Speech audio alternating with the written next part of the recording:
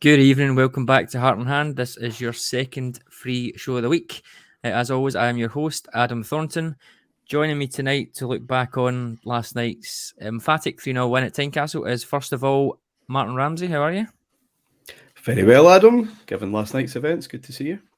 Absolutely. And we've also got Ally Bain making a rare foray out of Patreon into the big bad world. How you doing? I'm good, thanks, mate. Pleasure to be on. Yes, so a very good show to kick us off. It's one of these ones I'm like, it's been a while since a midweek game's been this enjoyable, Martyn. I think we were talking in the talking earlier on today.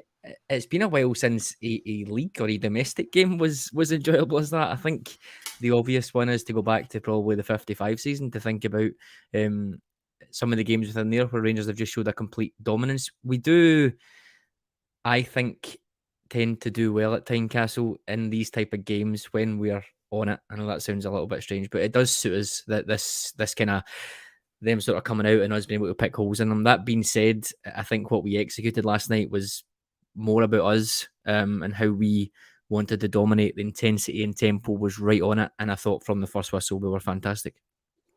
No, I wouldn't disagree with that. It is one of these stadiums where if we are on it from the first whistle, then we do tend to really put in one of the best performances of the season. It's maybe when we're tentative. If you are tentative there, even if Celtic are tentative there, it can be a difficult night because they do believe they can take something.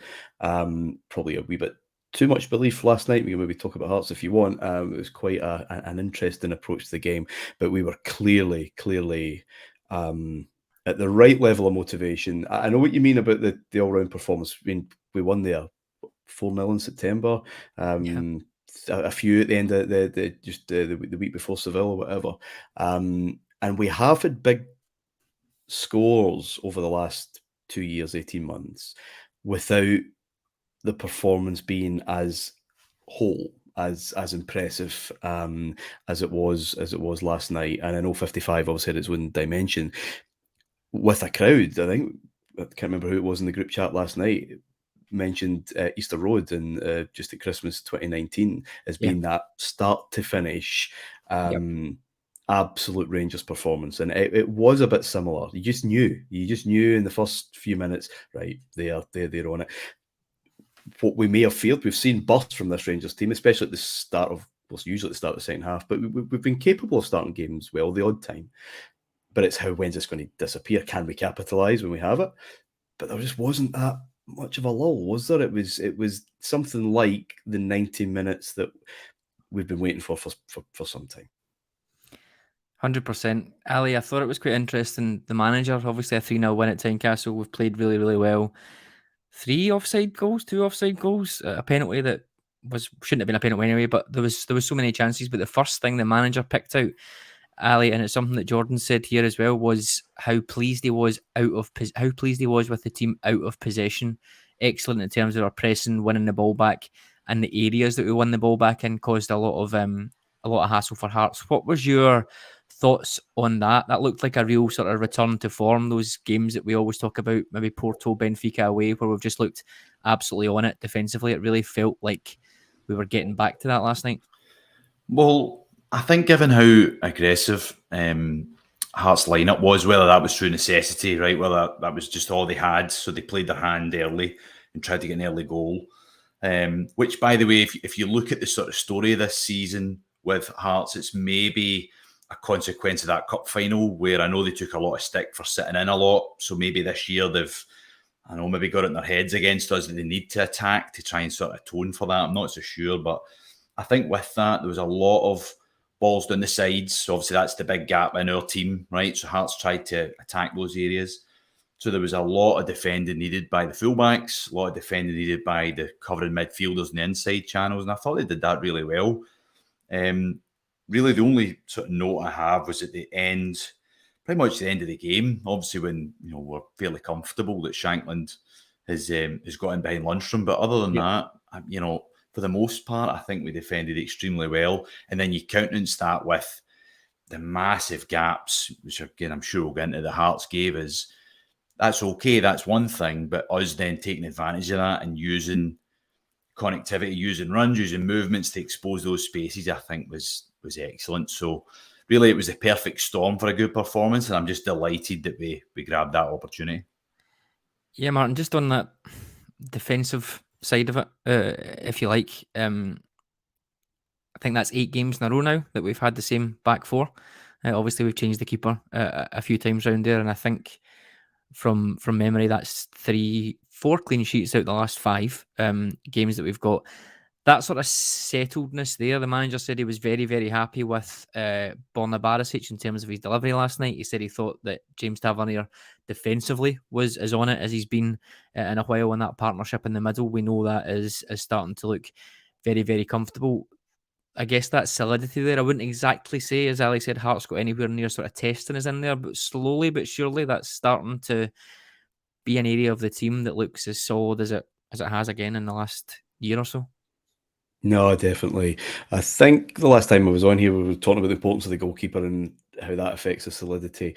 And there was just this brief moment, wasn't there, at Ibrox against Liverpool in that first half, where Davies and Goldson had started to just knock a few games out and think, right, that this could be something. And then, of course, Rangers being Rangers, that gets chopped up in the air. It's so important. You can rotate, you can mix and match in other areas of the pitch. I don't like it at centre back at all, because if you can get something that works or something you think will work further down the line and just give it that time, that solidity then just breeds confidence around it. You're talking about the fullbacks being more defensively sound than they've looked. It's no coincidence then that they're taking that confidence and assurance from those two, because they know where they'll be. That the fiery end or the embers of Van Bronckhorst's reign, it was, kit room staff were getting talked about for playing a centre back at some point. It was a shambles for a variety of reasons. That doesn't help. It doesn't help that solidity. It doesn't help that awareness of where everyone is going to be. And if I move forward, I know that someone else is going to be where I need them to be. That's exactly what 55 was based on. And long may that continue, because we can't do anything without that kind of assurance. Ali, lots of love in the comments for Glenn Camara and John Lundstrom. I asked the manager today. I felt like they really set that tempo. We talk about winning the ball back and winning the ball back high.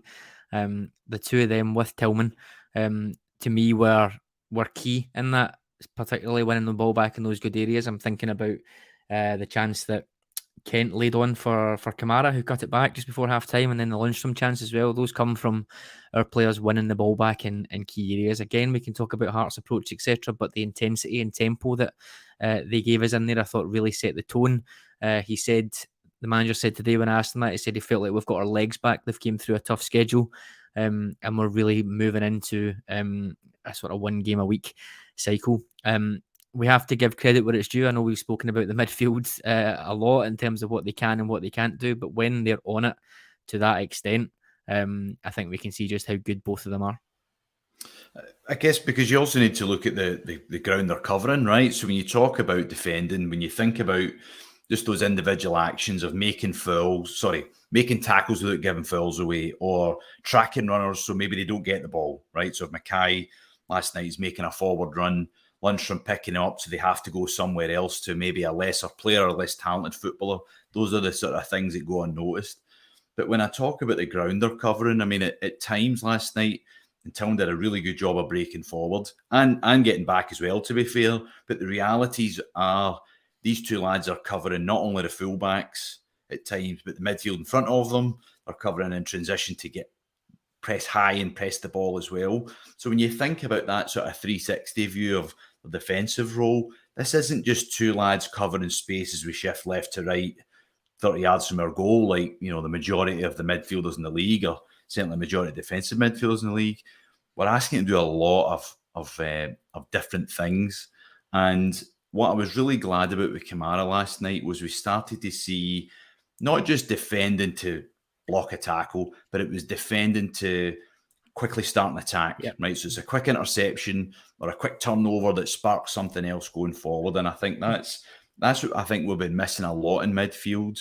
Again, for a variety of reasons, right? But I think specifically to last night, it was good because, again, the way Hearts attacked on the outside, you're covering a lot of space in the middle, right? So there's 3 of our guys versus 3 of theirs, plus the attackers coming in, so there's a lot of bodies.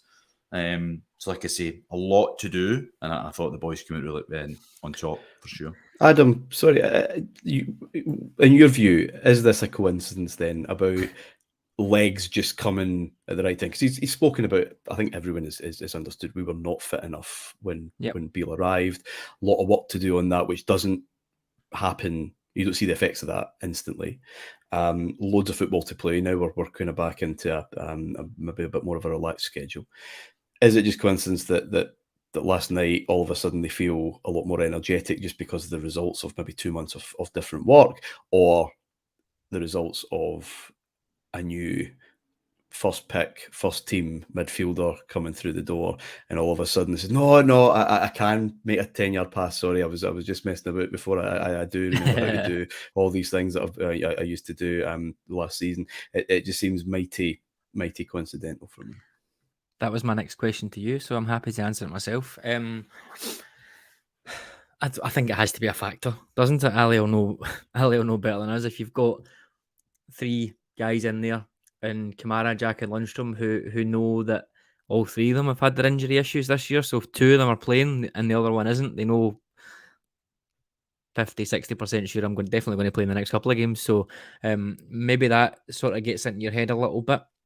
We've seen how highly rated Raskin is. There's absolutely no guarantees about any of this stuff. We know we overhype players when they join, and they'll be they probably won't ever meet the expectations that we give them in those couple of weeks when we're chasing them. But I think it has to have a factor. But also, again, to go back to the press conference today, the manager said, and again he was at great pains to say this, I was very disappointed with the last 20 minutes against St Johnstone. I changed the shape, and after that I thought we looked dreadful out of possession. We went back to what we knew last night, and we have our legs back. We have a collective understanding now. He thinks it's that intertwined with us getting our legs back in terms of fitness. I don't think there's any doubt. You've seen, as Ross says here, Borna crashing into tackles last night, taking players on, beating men for pace, which I'm not sure I've seen in 2.5 years, never mind 18 months. I think it's probably just a culmination of things, Martin. I think this will be... Gerrard used to talk about a block. Let's get to the next international break and let's get this block done. I reckon Beale's taking it in month blocks. Let's get to the Celtic game and let's see what happens there. And then let's get to this midweek game when it all starts to open up, when hopefully we're in a final, when we're working towards getting into the Scottish Cup later round. So possibly, I don't want to say perfect storm, but just these incremental building blocks. But yeah, I agree. The coincidence of the 2 midfielders turning in performances that we haven't seen in a long time is something that probably is a factor, absolutely, but I'm not complaining. Ali, as Martin said, Nico Raskin has joined. We'll do a little bit of transfer chat just now. So he's joined a 4.5-year deal. We believe around about £1 million plus 500 grand in add-ons, and then I think it's 20% of a profit sell on if it comes. From what the manager is kind of saying, it feels like he will then go into direct competition with the 3 that we've mentioned, Jack, Camara and Lundstrom, for those 2 slots in the team. The more I listen to the manager and the more that I've been doing a little bit of watching and reading, etc., I think we're probably looking at Raskin or Camara, and then Jack or Lundstrom as the other one. Would you agree with that, first of all? And I guess similar to what we think about Cantwell possibly being Kent's insurance policy, is this another one that Raskin is in here as almost the heir to Camara, if you like? If Camara does want to leave in the summer, then we've got a sort of ready-made replacement in. Yeah, I think that's fair. I think the last couple of games you've started to see a little bit more familiarity with the roles, right? They're obviously getting more used to it. You know, their prep's very similar for these games. So if we're figuring that Tillman is more the attacker, and let's say Lundstrom or Jack is more your sort of destroyer in midfield, that we've in other shows we've obviously spoke about those roles. I think now that Camara's starting to defend deep but attack from deep and get forward, I think this could be perfect for this lad, because now you've got another building block to move the ball forward. It can now push Kent a wee bit higher. Or if you pull, let's say, Cantwell on the inside right, you've now got another builder that we can switch the ball through, and it's not just attackers in behind all the time. So I like that we've still got a footballer in there, because if you're playing, again, a Jack or a Lundstrom, there's a tendency sometimes, if we're playing with two players like that together, that it's just all about the tackles and the transitions. You need someone that can slow the game down, speed it up, link the play a wee bit, just keep it for a second, right? Everybody takes a breather. So the fact that Camara's really coming onto a game, I think, has obviously helped the team. It's helped himself, because if he is sort of anchoring for a move elsewhere, he's got to start picking up his performances, right? But in terms of Raskin moving forward, I think it's obviously a great sign, because there's a lot of potential with this boy. He's clearly coming in here at a level where he sees himself as an international footballer and somebody that can play at an elite level. He sees himself as a Europa League, Champions League level player. And to do that at 21, right, with I think nearly 100 pro appearances by that stage in a first team, being a regular, not off the bench guy, you know what I mean? It says a lot for for all the stick the recruitment boys get. It says a lot that we've managed to get this lad here, because it's not like the old days where we're paying 20 grand more than everybody else. I'm sure he could have got more money elsewhere. So I think it's a bit of a coup, but at the same time, if we just look at this purely on a football level, I think it's the signing we've needed for a long time. Purely on a football level, just a really, really good footballer that I think can offer us maybe a broader range to what Camara can do, who's already a talented player, but I think this lad's got a better passing range. I think he's got a wee bit more dig to him. So it's, ticks all of the boxes for me, for sure. Yeah, Martin, another interesting thing that's been happening with Camara in these last two games has been how far forward he's been getting. And the manager did mention that after the game on Saturday. He said he's been asking him to go a little bit beyond where he was reborn or a new Camara, etc. Obviously, we've seen him go beyond and score. And then last night, I think I mentioned earlier on, overlapping Kent in the box, which you never really see. I wonder if that's Beale trying out that role, and maybe not the player that he wants in it, if you like, but trying out that role like we've spoken about before on Tactics Talk. This is the role of the left-sided central midfielder. Let's bring someone in who can do it. So I wonder maybe if Camara can keep up that consistently and give us that between now and the end of the season in conjunction with Raskin, great. But as Ali said, I really think Raskin is probably more suited to that type of role. And again, the more I hear the manager talking, the more I think that is where he'll be, that sort of left-sided number 8 rather than the midfield anchor. But it doesn't necessarily mean that he's not a playmaker or someone that can give us the sort of passing from deep that we need as well. So be interesting to see how that one settles down. It will. And again, go back to the centre half thing about stability. Are we going to just keep this ticking over? And with that midfield three, you won't see the same three, 2-3 weeks in a row. There's benefit to that, but there are obviously drawbacks. You want as settled a side as possible. I think it's maybe the front three you can maybe mix and match a wee bit more.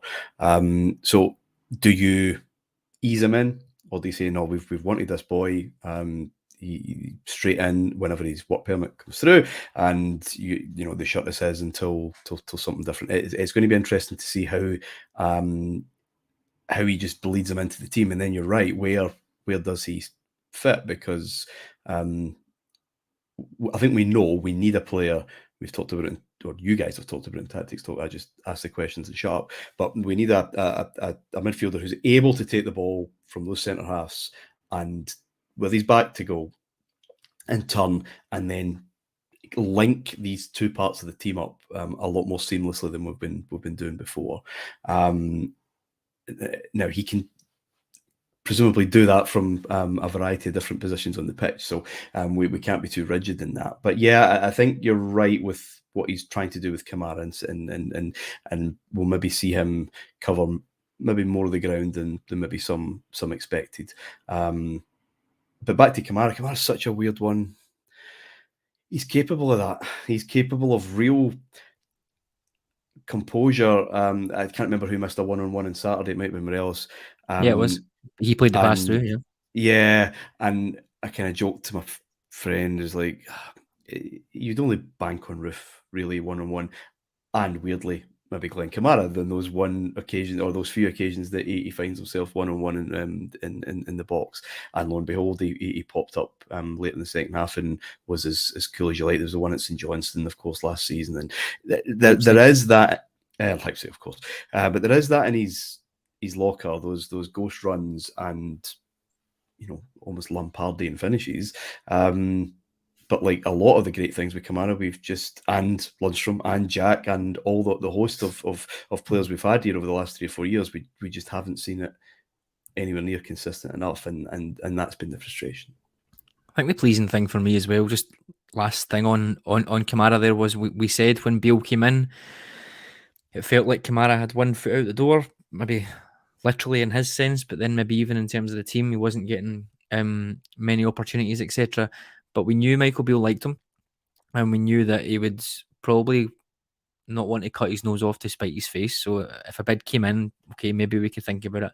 But I think more importantly, we would rehabilitate him both in terms of maybe what he can give to the team, but also his transfer value as well. I know it's only been a few games, etc. But if you have Glenn Camara performing and coming in and contributing to the team over the next 3, 4, 5 months, it's still a skill set that teams will want to buy. I'm not suggesting that he's going to go for 15, 20 million when he's 27, 28, but what could have been 3 million in the summer might end up being 5 or 6 million as an example. So I think that's really quite sensible as well in that space, particularly if we then have an heir coming in to really hit the ground running from the summer.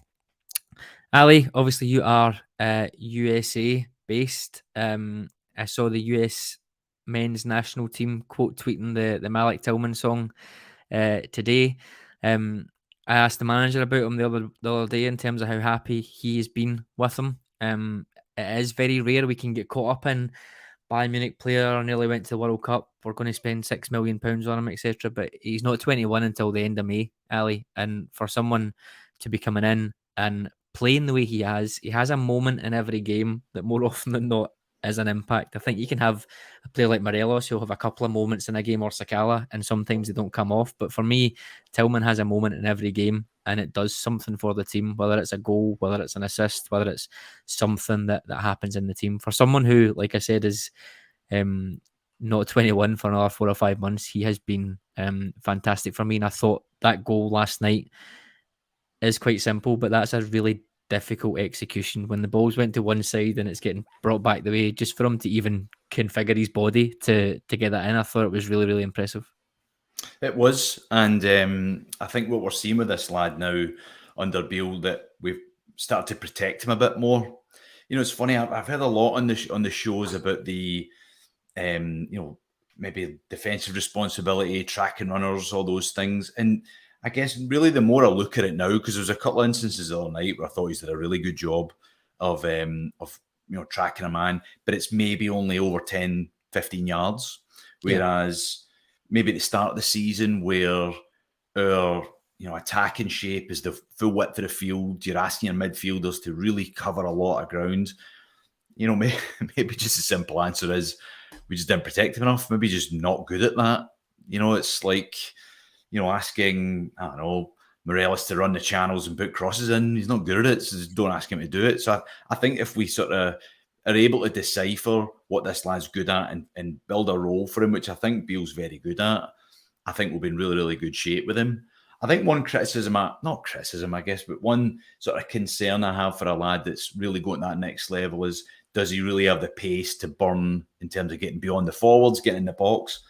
But when you're so instinctive from a technical perspective about beating players, about being able to carry the ball in transition, again, I'm maybe working up the wrong angle with that. Maybe I'm looking at his pace as being an issue when really it doesn't need to be one, especially if he's got Sakala in front of him who can cover that ground. Good to see, Ali. It doesn't matter if you've got pace around him. If you've got somebody who can control that and he's got vision.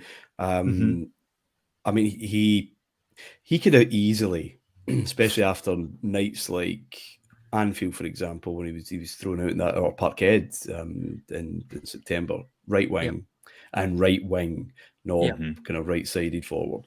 But he is, for the reasons you just mentioned, Ali, absolutely ill-suited.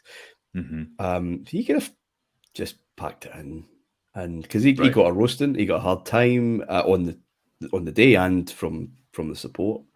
There was one moment, I think it might have been a European game, it was certainly midweek, where he just stopped, just let the boy run away. Now, at this club, that's the kind of thing that burns into fans' memory, and it doesn't matter, but it takes a long time in this kind of form to start eradicating that memory of someone who isn't trying, who isn't working and running about. This club venerate folk that run about more than anything else, and that was a difficult start for him. And I think on Saturday, he's done it before, but on Saturday against St Johnstone, the amount of times that he was breaking stuff up, and you're like, right, that this boy is now really, really starting to just feel a bit comfortable, or a bit more comfortable. And he's, we might talk about Cantwell in a minute, but he's got composure that Camara, something when Camara's on it, has. And it's just priceless. The way he took that goal, Adam, you're absolutely right. The moment against Aberdeen for the in Pittodrie just before Christmas, for the winner, where he could have just, I've got the ball on the edge of the box, I'm just going to smash this in and see what happens. He didn't. He waited, he toyed and said, there's my moment. And he's one of those players that looks as if in his mind the game is going a lot slower than we're seeing it, and that's a gift. And it's going to be a very interesting one if that trajectory continues along the line it is, what we do. Surely that's, Ali, I think your point's absolutely valid, but surely that's good team building or good squad building. We always talk about this, and it was the same years back, where you'd have Tavernier bombing forward and would have no defensive midfielder or no one covering them. Surely if a player has, not necessarily weaknesses, but a player has something that an opposition could exploit, maybe that is Tillman's lack of pace, you cover for him. We've made a big deal over the last 18 months or so about Kent's lack of goals and assists, and we've said if we could get other players in that front three who can provide goals and assists, then it's less of an issue. So we try and minimise the weaknesses and play up the strengths by bringing in legs around them, like Raskin, like Sakala, like hopefully Camara. If he can keep that up, I guess we can protect him and we can almost do bits of that dirty work for him. But at the same time, I'm not sure it's quite that he's an invalid, if that makes sense. And it was always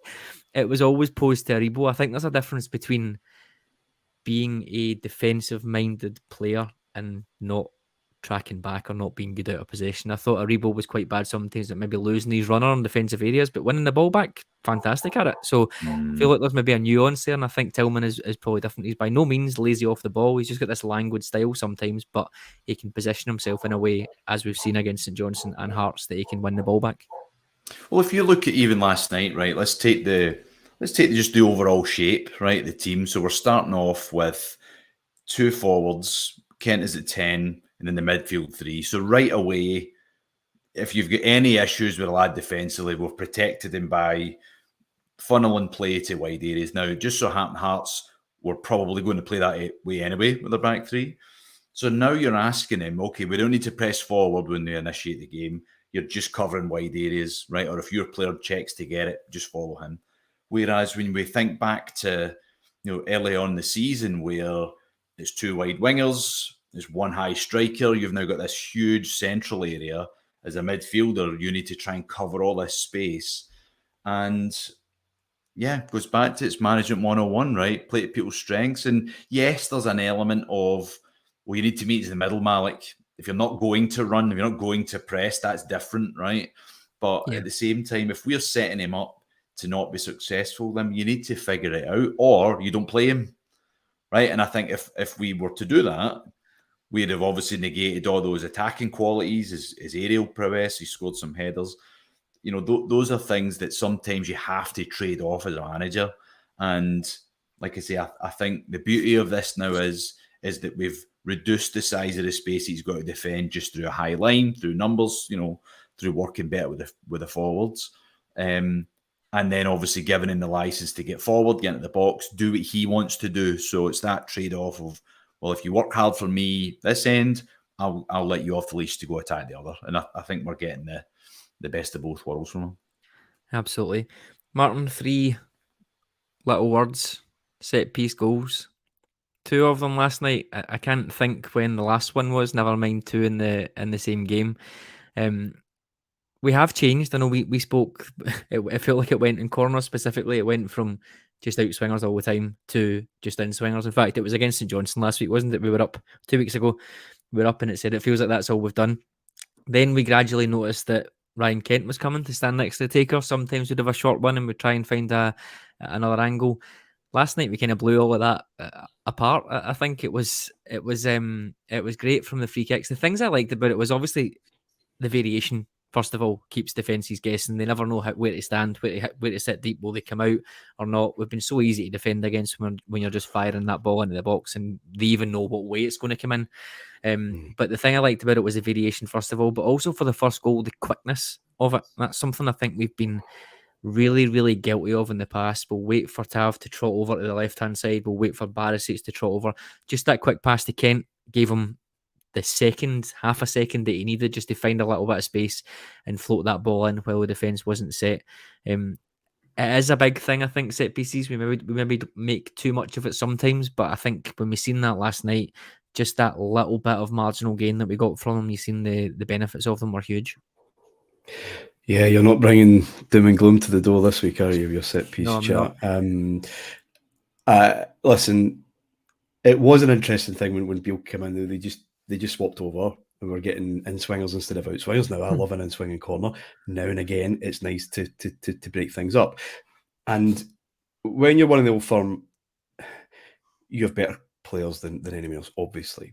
But if you're predictable, then it's still going to be a tough evening. And our complaints especially over the last 18 months, 2 years, is how predictable we've been. And set pieces have been a prime example of that. And I don't know what was said before last night, and I know there's obviously a few factors kind of ongoing, but that doesn't come from fresher legs or anything else. There's something changed there. That you're absolutely right. It's a sharpness of mind, an intensity, an urgency to just vary things up and keep teams like that guessing and just being unable to set up. Because we know what we're going to do. We know they could have 18 corners all night, but we know exactly how they're going to look, and we can organise for that, right? We can absolutely set up for that. And it's no surprise that when we do mix things up, either in a dead ball situation or just in our patterns of play, results like that, performances like that last night will happen because they won't be able to cope with that. But I don't know what's kind of changed that recently, because we were still absolutely hammering this for quite a while. And you're right, the length of time it takes for one fullback to cross to the other corner of the field, again, it might be a small thing and a silly thing, but if you're an opposition defence, you've been through it, you get more time to just ensure that everyone is in place, surely, if you've got folk getting a bus over to take the corner kick. So keeping that absolutely rapid, it's such a huge thing in this country when teams book in for bed and breakfast against you pretty much all the time. Yeah, Ali, what's your thoughts on that from a kind of coaching's perspective? Because I think the most noticeable difference when Bill came in was we changed to in-swinging corners, which is absolutely fine, but then to just suddenly decide in one game, right, we're going to do this, would that be a sort of analysis type thing that we'll say we think we've identified that if we do this and we maybe change the depth of Hearts' defence, we can catch them on the hook? Or would that be something that they're sort of just working towards incrementally and then they decide in a particular game, right, we're going to go for it? The other example that springs to mind was, let's bring in John McLaughlin against Dundee United, specifically because he's good at set pieces. But was that specifically because we're expecting more set pieces from Dundee United because we've identified how good they are, or is that just let's try this out and see what happens? What would you say from your perspective? Is that a planned thing or just an incremental type improvement? Yeah, I think from the scout report, I think the three big things you'd be looking for is how many's back. So Hearts last night, again, for my second goal, my notes say every player was in the box. So there's no one forward you need to worry about. So that's all 10. The next piece is, what does the goalkeeper like to do? Is he a liner? Is he a big aggressive guy who's going to come punch it? Is he, do they have defenders who like to attack the ball? And then within that, the last piece would be, how do they defend, right? So if you look at last night for the second goal, Kingsley literally has a bear hug on Morelos, right? Whereas Civic allowed Goldson to run his shoulder, which weirdly those two sort of collided, and that allowed Goldson to get the yard to nick the header back in. And then I'm trying to see my notes are here. It's the Rolls, I think it was, the Tillman got away from. The finish, again, just not very good at picking up at corner kicks. So whether that's okay, I want this guy to go and stand next to this player, or it's the other way around as footballers sometimes, been in situations where we'll say, okay, we'll see who marks you. You're marking a big player, all right, we'll try and get him out the way. Yep. Try and move him from the back post to the front post so we can then get a little cross run. There was one corner right at the end, and I think Hearts players collided actually, and ended up hitting the bar, or the goalkeeper made a save, I think. And we basically split the runs where before under Gerrard, I mean, this is getting into the minutiae, right? But just real quick example, it was everyone stood in a line and then they would break. Whereas last night it seemed like, okay, we'll have someone short and we'll have someone back post, front post, and then we'll change it up. So yes, there's 10 guys back, but all 10 have to defend us. Yeah. Not, well, we'll just lump it in the box and by virtue of numbers, they're going to head it away. You know, we need to make sure they're thinking. And I think for sure last night, that first goal really spooked them, which obviously made life easier for us after that, because now it seems like we're in control, you know? Yeah, I think on that second one, it's quite interesting. I'm not sure, maybe the manager would correct us on that, but when you see Goldson making that wide run, it's quite late that he makes that. So maybe that is sort of, we'll drag those two players out, like you said, and we'll try and stretch it out. Not necessarily that he's expecting the ball. I think most people thought Barisic had went too deep with that ball, but not necessarily that he's stretching them out, but maybe he's just trying to create a little bit of space for the cross to then go to Tillman, for example. So it could, like you said there, it might not be the definite NFL, here is the detailed set play and it's going to be this man. It could just be, we want to create space for somebody to score, and then it gets there by whatever means.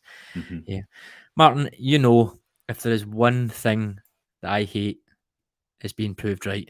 I really can't. I just find it so awkward. You feel so embarrassed about it, wouldn't you? Oh, it's just the worst. I'm joking. But as John says here, massive difference, Kent having that free role rather than Gio having him stuck on the wing.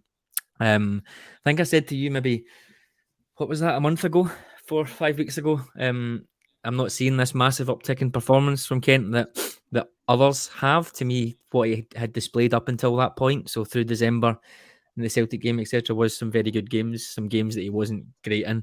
But over the last 4 or 5 games, I think he's been very, very good in all of them. We've sort of seen that he's not picking the ball up as deep as he did on that sort of left-hand side touchline at the halfway line. He's getting involved centrally.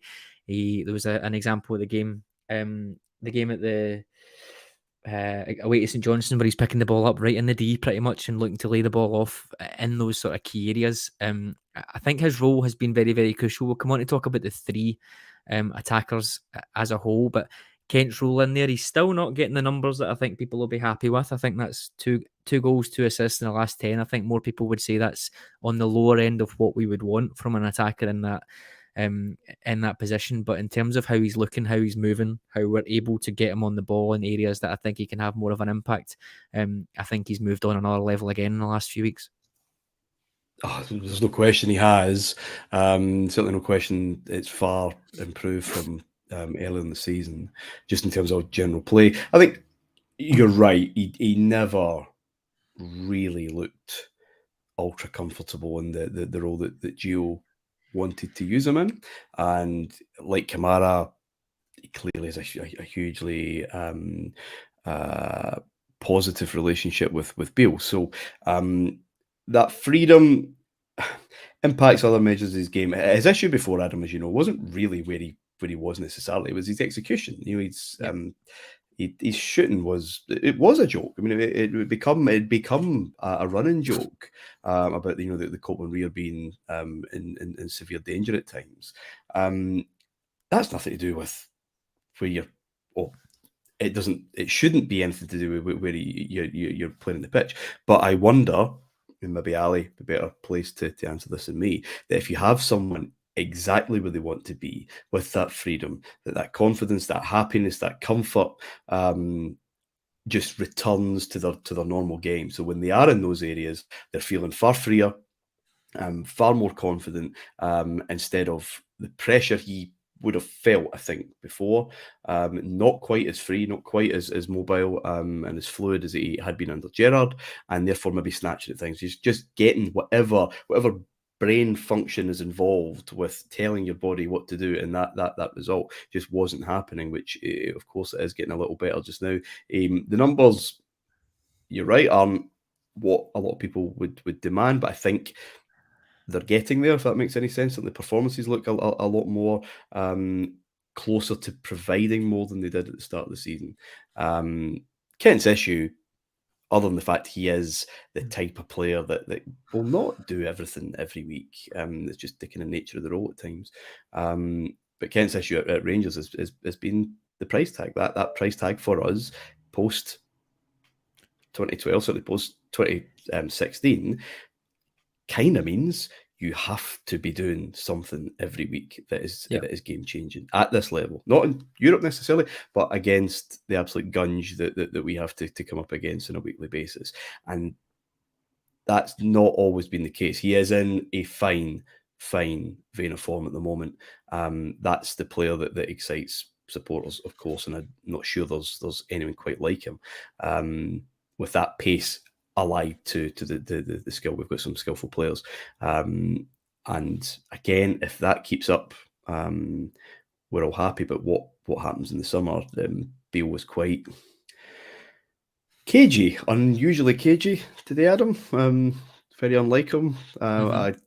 You kind of half expect him to just kind of read out the full email correspondence there's been on those contract negotiations, but he was a lot more coy today, which is probably no bad thing. But I didn't take that as being overly positive. But I guess we're just reading into things the way we want to, I suppose.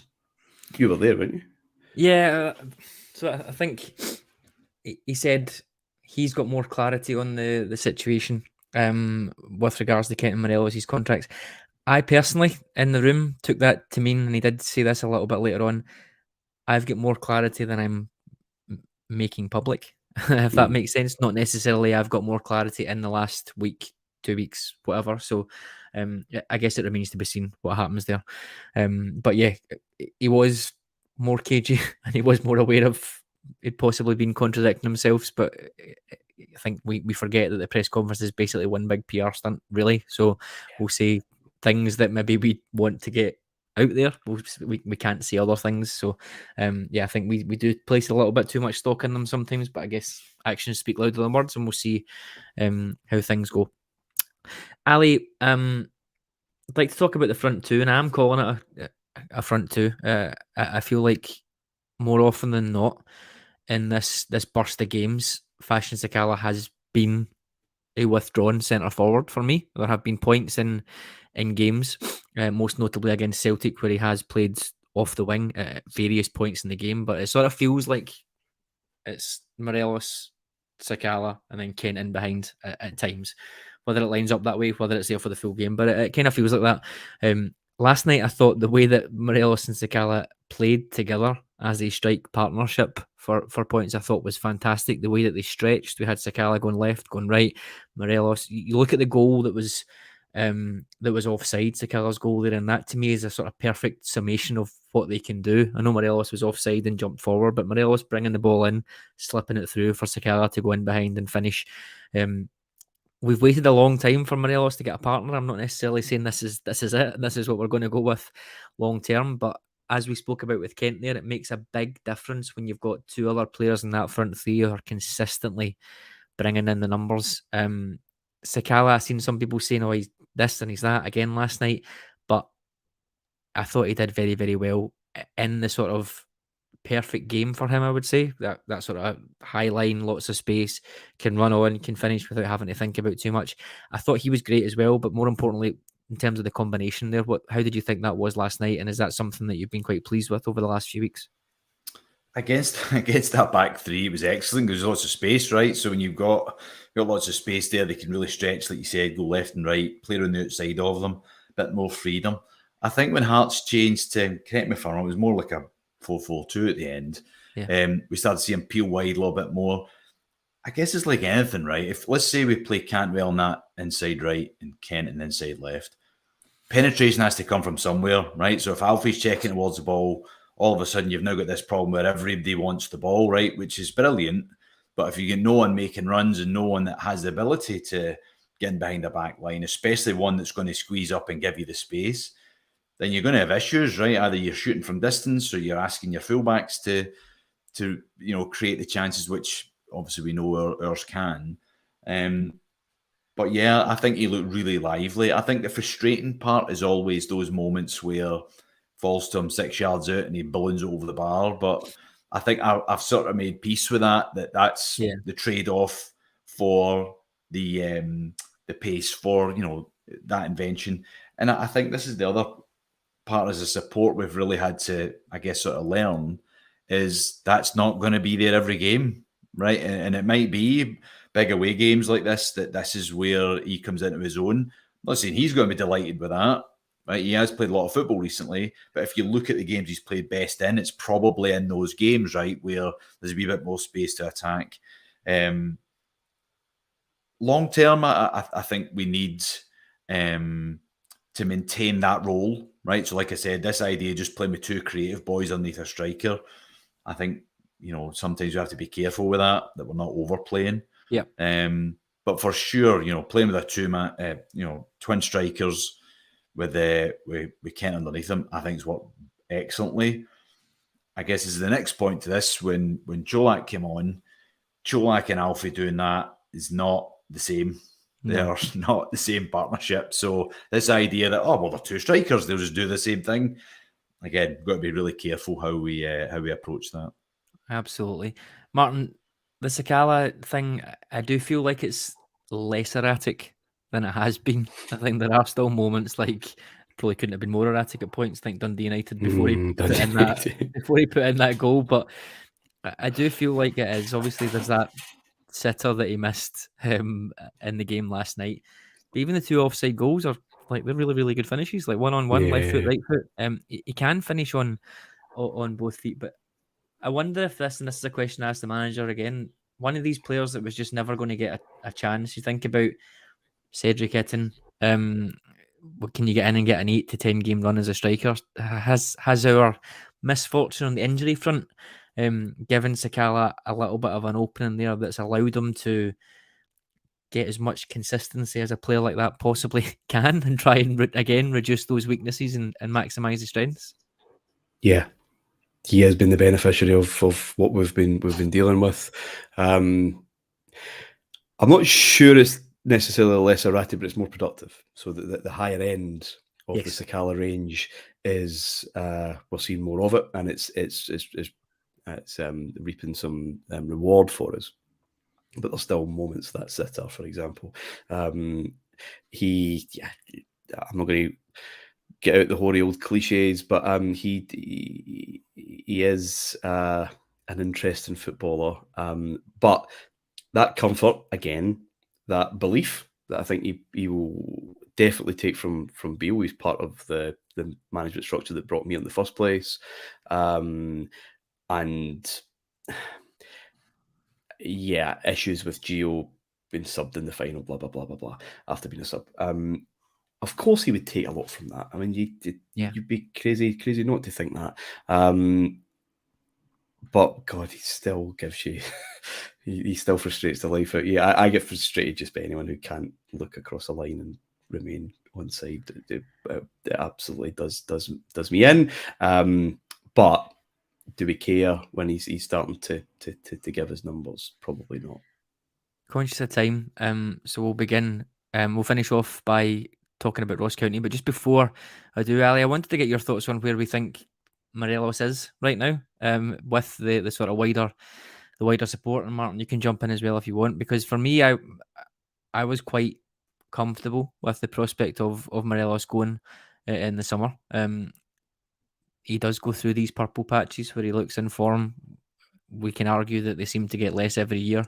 I think it was a matter of weeks last year, but he's kept it up for a good few weeks this time round. Where do you think we stand with him? I think there's a lot of the fan base that still have a huge amount of love for him, and they want him to turn it around, and they want him to probably sign a new contract and be here and be the number one striker. But there is what was a sort of growing majority or growing minority towards the end of last year who were quite happy to cut our losses, didn't think we would be spending, don't know, £30,000 a week or whatever on a new contract because he's a player that fitness was going downhill, etc. Are we now back in this cycle again of let's love him while he's hot?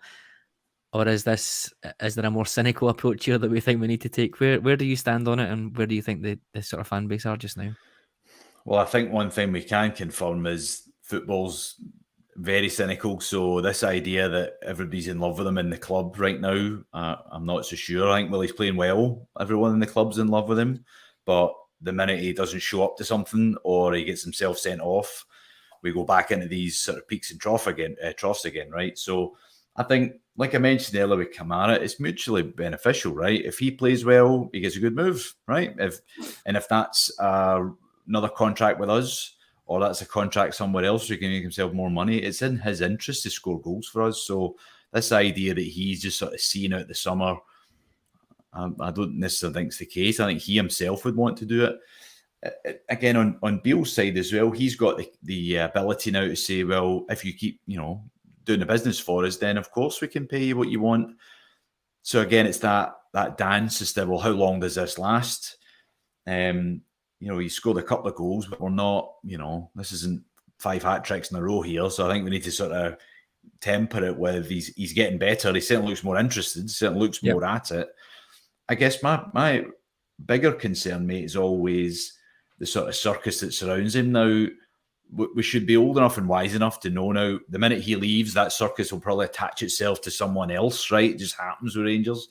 Personally, though, I would prefer a striker who's a little bit more of a hitman, like just does his business by scoring and isn't so much of a sort of outlandish figure, and a hate figure like him.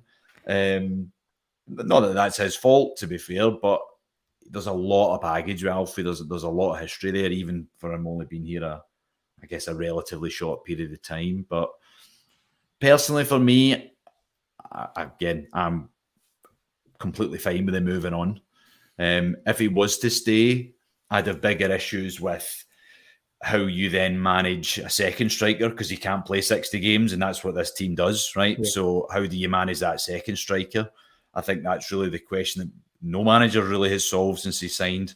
So I guess that would be the bigger concern for me, is how does he form as part of a squad? Because as we've saw, he needs these 6-7 games in a row to get up to speed, and that's not modern football. You can't be that way anymore, unfortunately. Yeah, Martin, as Ali said, there is obviously that little bit of pantomime villain thing about them, and we've seen it last night. Out of all the people that I thought would be getting involved in something like this, I was very surprised it was Neil McCann. I have to be honest. I don't know quite what was going through his head. You can look at it logically and you think, yes, Morelos has has he even over celebrated? But because of a VAR decision, he's celebrated, but he's still in the Hearts penalty box when he slides over. I don't get how that makes him an idiot, particularly because in his first goal he was 2 meters away from Hearts fans when he celebrated. Goldson was face to face with Hearts fans when he was celebrating. I don't quite understand why he was picked out. It'd be really interesting to see if Neil McCann can explain his comments. I think, as Michael Beale said today, it's probably one that he would regret more than Morelos regretting. I hate VAR controversy. I hate this type of controversy as well, but I just found this one a little bit strange, particularly because Neil McCann has been one of the very, very, very few Rangers-minded or Rangers-favoured pundits who has had zero or minimal criticism from Rangers fans, and now it's come his way. God, there's a whole podcast in this, I think. The fun police and the celebration police and all of that is interminable. It is a combustible game. It is drama. It is a bit of pantomime, and he plays that role. He plays it in every ground there is. He seems all right with playing that role at Fir Park and St Mirren. I'm sure I've seen plenty of things thrown near him. Now, McCann tried to I think reverse engineer or whatever, or kind of justify it by referencing, the Neil Lennon incident from 11, 12 years ago at Tynecastle, that it can be quite a huge, a hugely atmospheric place, very intense. It was a bit odd, right, because of the VAR decision, and that has changed the theatre of football a wee bit, and celebrations and whatever. And he was just having fun with it. The game was done. There was no edge. There was no needle left in it. And you're right. He was miles away, really, from the actual touchline. And it is unlike McCann. I think fans were very thin-skinned with punditry, and I have every. I would support fans in getting outraged when pundits are just wrong. They're factually incorrect about their knowledge of the laws of the game, for example, talking about penalty incidents, or they're wrong about history, and they come up with something that's just completely ridiculous. And any Rangers fan of any age will know there are plenty of examples of that throughout the years. Where I tend to get a wee bit embarrassed is when we start to have a serious reaction to people's opinions, because whether they played for Rangers or not, they are allowed them, and it is just someone's opinion, and they don't all have to have the same opinions as us, and that's not a matter of fact. It's not someone's being wrong. McCann looks stupid on this occasion. The complication with McCann is that he will be employed by Rangers at some point. Has been employed by Rangers, and can that continue because of the choice of language? And I think that's a genuine consideration for the club to have. You can say, did Morelos really need to do that? He could take a very moralistic position about, that could have incited a riot, as you know that some pundits and some players can.